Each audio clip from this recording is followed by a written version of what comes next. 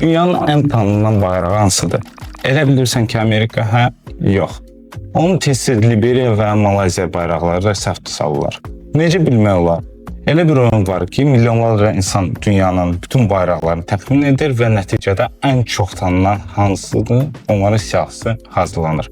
Və ABŞ bu siyahısında yalnız ikinci yerdədir.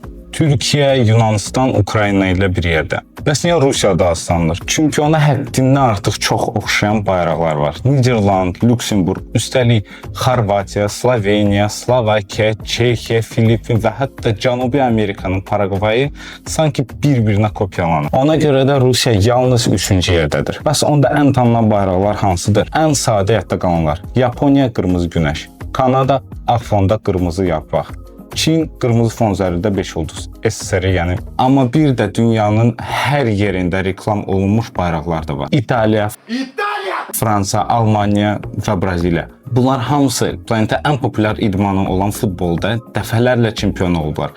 Ona görə də hər yerdə o bayraqlar tanınır. Cənubi Koreyanın bayrağı çox fərqlənir və gənclər arasında son dərəcədə populyardır. Hindistan bayrağı isə ona görə tanınır ki, artıq planetdə yaşayan 6 nəfərdən biri Hindistanlıdır. Bəs Azərbaycan bayrağına hansı bayraqla səhv salmaq olar? What flag is this?